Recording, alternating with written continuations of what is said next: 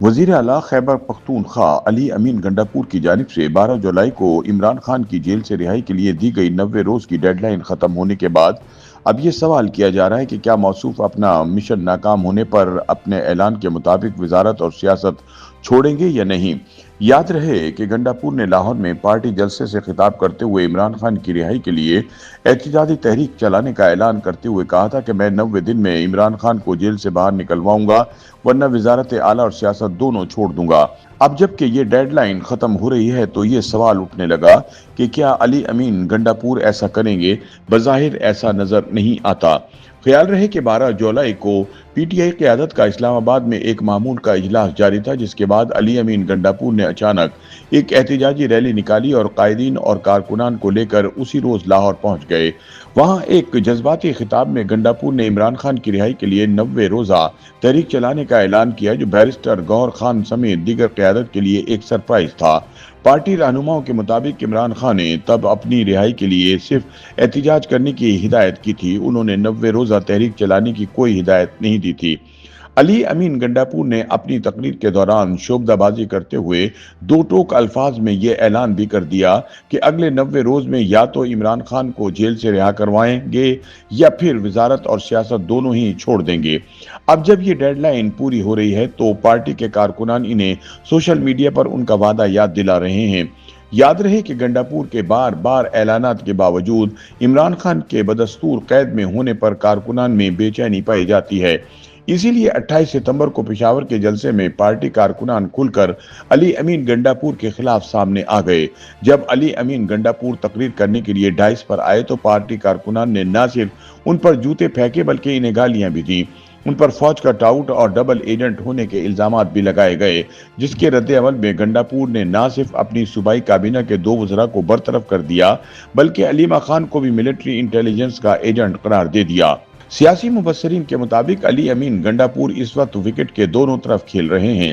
P T I کے ایک اہم رہنما نے نام ظاہر نہ کرنے کی شرط پر بتایا کہ علی امین کے خلاف روز بروز ایک نیا محاذ کھل رہا ہے اور ان کی مشکلات میں اضافہ ہو رہا ہے۔ ان کے مطابق حکومت چلانے کے لیے فوج کے ساتھ چلنا ان کی مجبوری ہے، جبکہ پارٹی ورکرز ایسا نہیں چاہتے۔ گنڈاپور کے لیے بڑا مسئلہ یہ ہے کہ عمران انہیں مسلسل مجبور کر رہے ہیں کہ وہ اسٹیبلشمنٹ کے ساتھ بات چیت کی کوشش جاری رکھیں، جبکہ میڈیا کے سامنے عمران خان کا موقف اسٹیبلشمنٹ مخالف ہوتا ہے۔ اب جبکہ عمران خان کی رہائی کی ڈیڈ لائن گزر رہی ہے تو پارٹی کارکنان ایک مرتبہ پھر گنڈاپور پر گرم ہو چکے ہیں۔ سیاسی مبصرین کے مطابق سب جانتے ہیں کہ علی امین گنڈاپور استعفیٰ نہیں دیں گے، کیونکہ عمران کے بعد پارٹی میں سب سے طاقتور شخصیت وہی ہیں۔ ویسے بھی بانی پی ٹی آئی یہ نہیں چاہیں گے کہ گنڈاپور کے استعفے کے بعد ان کی خیبر پختونخوا حکومت بھی ختم ہو جائے۔ مبصرین کا کہنا ہے کہ مشکل ترین صورتحال میں پھنسے ہوئے گنڈاپور اب بھی اچھی سیاست کر رہے ہیں اور حکومت اور پارٹی دونوں کو ساتھ لے کر چلنے کی کوشش کر رہے ہیں۔ تاہم سوشل میڈیا پر پارٹی کارکنان گنڈاپور سے سوال کر رہے ہیں کہ انہوں نے عمران کی رہائی کے لیے 90 روزہ تحریک کے دوران کتنے جلسے کیے تھے۔ یاد رہے کہ عمران کی رہائی کے لیے شروع ہونے والی 90 روزہ تحریک کے تحت پہلا ملک گیر احتجاج 5 اگست کو ہوا تھا۔ علی امین گنڈاپور نے 5 اگست کو پشاور رنگ روڈ سے قلعہ بالا حصار تک ریلی نکالی، جبکہ 8 ستمبر کو پشاور میں ایک جلسہ منعقد کیا۔ یعنی ان 90 دنوں کے دوران کپتان کی رہائی کے لیے گنڈاپور نے صرف 2 جلسے کیے، جس سے اندازہ ہو جاتا ہے کہ وہ اس حوالے سے کتنے سنجیدہ تھے۔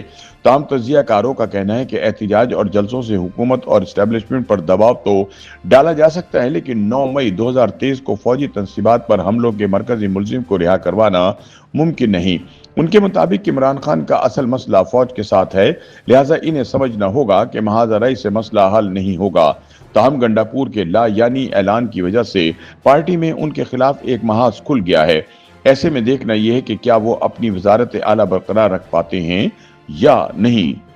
YouTube پر گوگلی نیوز دیکھنے کے لیے youtube.com کی سرچ بار میں googly news T V type کریں۔ گوگلی نیوز کے پیج پر سرخ رنگ کے سبسکرپشن والے بٹن پر کلک کرنا نہ بھولیے۔ YouTube پیج پر اپلوڈ ہونے والی ویڈیوز سے باخبر رہنے کے لیے بیل آئیکن پر کلک کیجیے۔ آپ کو ہر نئی ویڈیو کے بارے میں نوٹیفیکیشن موصول ہو جائے گا۔